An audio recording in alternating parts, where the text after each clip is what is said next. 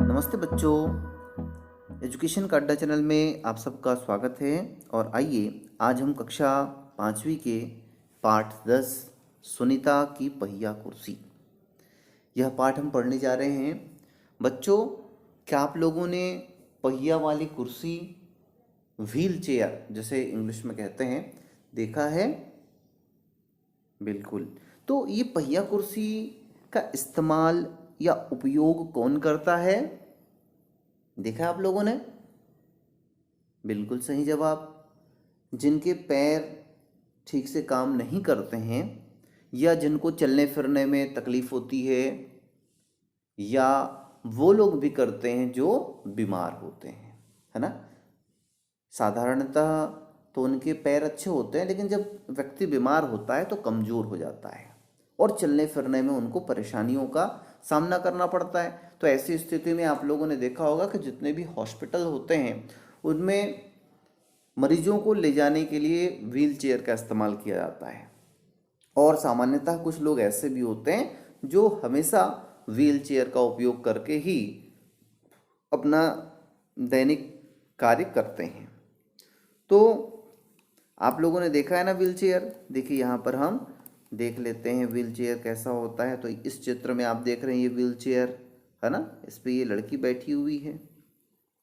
तो आज जो हम पाठ पढ़ रहे हैं वो है सुनीता की पहिया कुर्सी। सुनीता एक ये बालिका है जिसका नाम है, और उसी के बारे में हम पढ़ेंगे। आइए देखते हैं इस पाठ में क्या क्या बताया गया है। तो सुनीता सुबह 7 बजे सोकर उठी। कुछ देर तो वह अपने बिस्तर पर ही बैठी रही। वह सोच रही थी कि आज उसे क्या क्या काम करने हैं। तो बच्चों, दुनिया में दो तरह के लोग होते हैं। एक ऐसे होते हैं जो सुबह उठते हैं और अपने सीधे काम में लग जाते हैं, है ना, बिना सोचे समझे। चाय नाश्ता किए, काम पर चले गए, आ गए, खाना वाना खाए, फिर से सो गए। और जो दूसरे तरह के लोग होते हैं वो सुबह जब उठते हैं तो थोड़ा समय आज हमें क्या क्या करना है इस पर विचार करते हैं, उसके बाद वो काम पर जाते हैं। वैसे ही जब रात्रि होती है तो हम लोगों ने क्या किया, आज मैंने क्या किया, इस पर भी विचार करने के बाद ही विश्राम करते हैं, रात में सोते हैं। और बच्चों, जब हम विद्यार्थी हैं तब तो ये और भी जरूरी हो जाता है कि जब हम सोएं तो आज हमने क्या क्या पढ़ाई की, क्या क्या याद किए, ये सोते वक्त थोड़ा सा आंख मूंद कर आप विचार करें, याद करें। यदि आप ऐसा करते हैं तो आपने जो पढ़ा होगा वो बिल्कुल आपको बहुत ही कम समय में रिवीजन हो जाता है, पूरे चीज़ रिवाइंड हो जाते हैं और वो ज़्यादा लंबे समय तक भी याद रहता है। तो ये जो सुनीता है वह कहती है कि सोचती है कि मुझको आज क्या क्या करना है। उसके बाद उसे याद आता है कि आज तो उसे कहाँ जाना है, बाजार जाना है। सोचते ही उसकी आंखों में चमक आ गई, और बाजार जाना है तो बाजार जाना किसको अच्छा नहीं लगता, है ना भाई। तो उसकी आंखों में चमक आ गई, यानी वो थोड़ा प्रसन्न हो गई। सुनीता आज पहली बार अकेले बाजार जाने वाली थी। और एक खास बात क्या था कि आज वह पहली बार अकेले बाजार जाने वाली थी। उसने अपनी टांगों को हाथ से पकड़कर खींचा और उन्हें पलंग से नीचे की ओर लटकाया। देखिए यहाँ पर स्पष्ट है कि उसकी पैर जो है कमज़ोर थी, तभी तो टांगों को हाथ से पकड़कर खींचा यहाँ पर कहा गया है। नहीं तो सामान्य लोग तो आराम से उसको उठा लेते हैं बिना हाथ के सहारे। फिर पलंग का सहारा लेती हुई अपनी पहिया कुर्सी तक बढ़ी, है ना। पलंग का सहारा लिया क्योंकि उसके पैर उतने सही नहीं थे। सुनीता चलने फिरने के लिए पहिया कुर्सी की मदद लेती है ना, मदद यानी सहायता लेती है। आज वह सभी काम फुर्ती से निपटाना चाहती थी। हालांकि कपड़े बदलना, जूते पहनना आदि उसके लिए कठिन कठिन काम हैं। देखिए, जिनके पास हाथ पैर नहीं होते या शरीर का कोई अंग काम नहीं करता ना, तो बहुत परेशानियां होती हैं, है ना। और जिसके पास सब कुछ होता है फिर भी कई लोग ऐसे होते हैं जो परेशान होते हैं। हम लोग तो छोटे छोटे चीज़ों पर परेशान हो जाते हैं, लेकिन जब कोई अंग काम नहीं करता तब जो है ज़्यादा परेशानी होती है। उसको देखो, कपड़े बदलना, जूते पहनना उसके लिए बहुत कठिन काम थे, पर अपने रोजाना के काम करने के लिए उसने स्वयं ही कई तरीके ढूंढ निकाले हैं। अब जब परिस्थितियां विपरीत होती है तो लोग एडजस्ट कर लेते हैं, सामंजस्य कर लेते हैं और समस्या का समाधान भी ढूंढ लेते हैं। आप लोगों ने देखा होगा कि कई ऐसे लोग हुए हैं जिनके हाथ नहीं है फिर भी वो बहुत ही अच्छी राइटिंग, उनकी लेखन कौशल भी जो है बहुत अच्छी होती है। कई लोग तो पैर से भी लिख लेते हैं, मुंह से भी लिख लेते हैं, आप लोगों ने देखा होगा। तो उसने भी जो है काम करने का कई तरीका ढूंढ निकाला था। 8 बजे तक नहा धोकर तैयार हो गई। माँ ने मेज पर नाश्ता लगा दिया था। माँ, अचार की बोतल पकड़ना, सुनीता ने कहा। अलमारी में रखी है, ले लो, माँ ने रसोई घर से जवाब दिया। सुनीता खुद जाकर अचार ले आई। नाश्ता करते करते उसने पूछा, माँ बाजार से क्या क्या लाना है। वह पूछती है कि बाजार से क्या क्या लाऊंगी मैं। तो माँ कहती है 1 किलो चीनी लानी है, पर तुम क्या अकेले संभाल लोगी? पक्का, सुनीता ने मुस्कुराते हुए कहा। सुनीता ने माँ से झोला और रुपए लिए। अपनी पहिया कुर्सी पर बैठकर वह बाजार की ओर चल दी। सुनीता को सड़क की जिंदगी देखने में मज़ा आता है। क्योंकि आज छुट्टी है इसलिए हर जगह बच्चे खेलते हुए दिखाई दे रहे हैं। सुनीता थोड़ी देर रुककर उन्हें रस्सी कूदते, गेंद खेलते देखती रही। वह थोड़ी उदास हो गई और जब दूसरे बच्चों को खेलते हुए, कूदते हुए देखी तो अपने आप के बारे में सोचकर थोड़ा सा उदास हो गई। क्यों? क्योंकि वह तो अपने पैरों पर खड़ी भी नहीं हो सकती थी। वह भी उन बच्चों के साथ खेलना चाहती थी। खेल के मैदान में उसे एक लड़की दिखी जिसकी माँ उसे वापस लेने के लिए आई थी। दोनों एक दूसरे को टुकुर टुकुर देखने लगे। उस बच्चे को देखने लगी वो। फिर सुनीता को एक लड़का दिखा। उस बच्चे को बहुत सारे बच्चे छोटू छोटू बुलाकर चिढ़ा रहे थे। उसका साइज छोटा था, ये देखिए, है ना। तो दूसरे बच्चे उसको चिढ़ा रहे थे छोटू छोटू करके। सुनीता को यह सब बिल्कुल अच्छा नहीं लगा। रास्ते में कई लोग सुनीता को देखकर मुस्कुराए, जबकि वह उन्हें जानती तक नहीं थी। पहले तो वह मनी मन खुश हुई, परंतु फिर सोचने लगी, ये सब लोग मेरी तरफ भला इस तरह क्यों देख रहे हैं। खेल के मैदान वाली छोटी लड़की सुनीता को दोबारा कपड़ों की दुकान के सामने खड़ी मिली। उसकी माँ कपड़े देख रही थी। तुम्हारे पास यह अजीब सी क्या है? उस लड़की ने सुनीता से पूछा। अब ये लड़की जो है सुनीता से पूछती कि ये अजीब सा चीज तुम्हारे पास क्या है? यह तो बस एक, सुनीता जवाब देने लगी, परंतु उस लड़की की माँ ने गुस्से में आकर लड़की को सुनीता से दूर हटा लिया। वो लड़की ने पूछा कि तुम्हारे पास क्या है, यानी वह जो है पूछना चाहती थी कि वो जो चेयर है वो क्या है।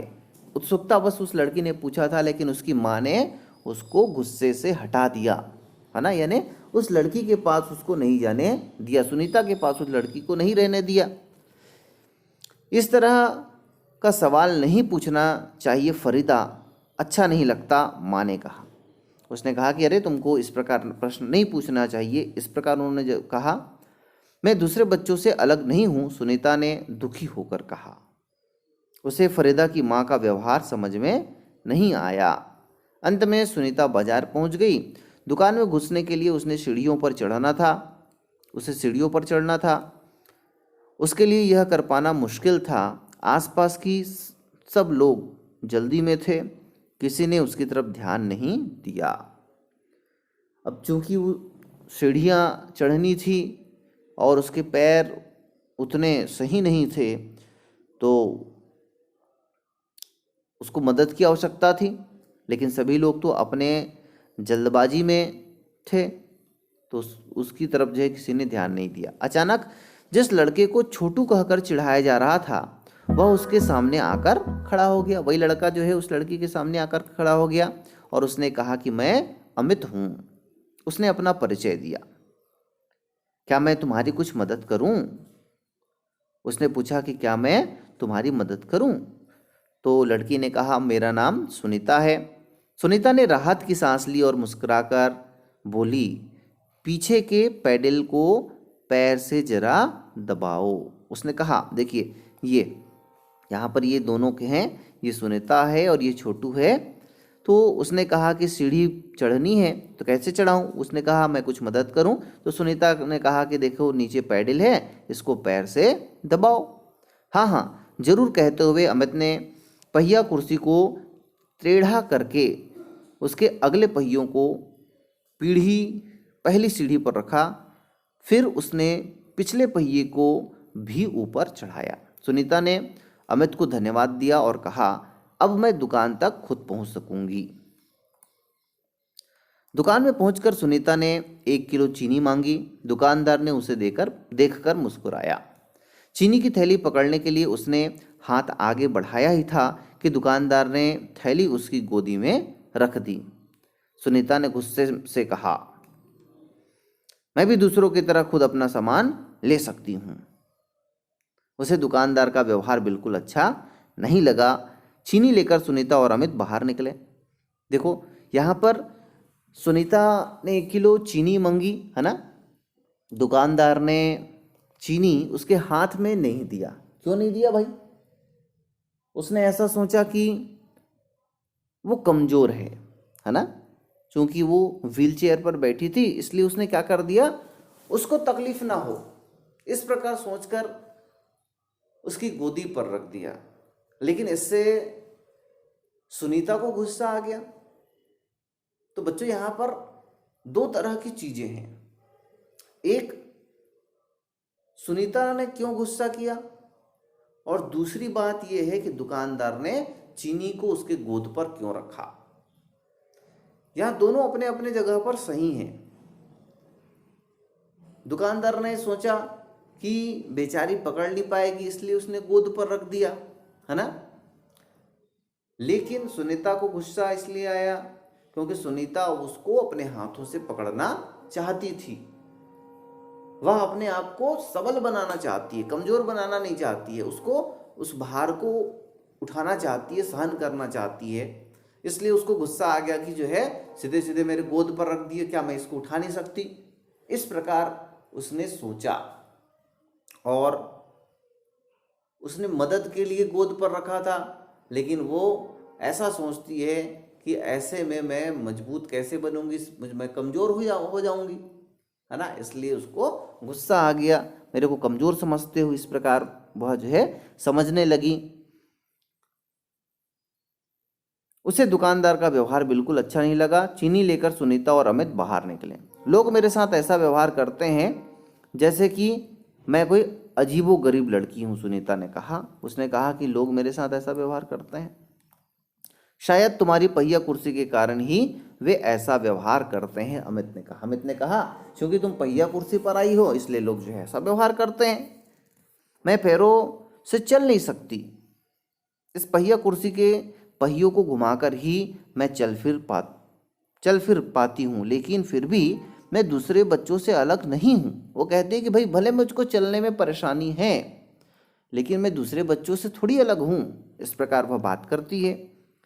मैं वे सारे काम कर सकती हूँ जो दूसरे बच्चे कर सकते हैं, सुनीता ने कहा। उसने कहा कि अरे भाई मैं तो सब काम कर सकती हूँ, लोग मुझको क्यों कमज़ोर समझते हैं, ऐसा उसने बताया। अमित ने अपना सिर न में हिलाया और कहा, मैं भी वो सारे काम कर सकता हूँ जो दूसरे बच्चे कर सकते हैं, पर मैं भी दूसरे बच्चों से अलग हूँ, इसी तरह तुम भी अलग हो। सुनीता ने कहा, नहीं, हम दोनों दूसरे बच्चों जैसे ही हैं। अमित ने दोबारा अपना सिर ना में हिलाया और कहा, देखो तुम पहिया कुर्सी पर बैठकर चलती हो, मेरा कद बहुत छोटा है, हम दोनों ही बाकी लोगों से कुछ अलग हैं। सुनीता कुछ सोचने लगी। उसने अपनी पहिया कुर्सी आगे की ओर खिसकाई। अमित भी उसके साथ साथ चलने लगा। दोनों साथ साथ चलने लगे। सड़क पार करते समय सुनीता को फरीदा फिर नजर आई। इस बार फरीदा ने कोई सवाल नहीं किया।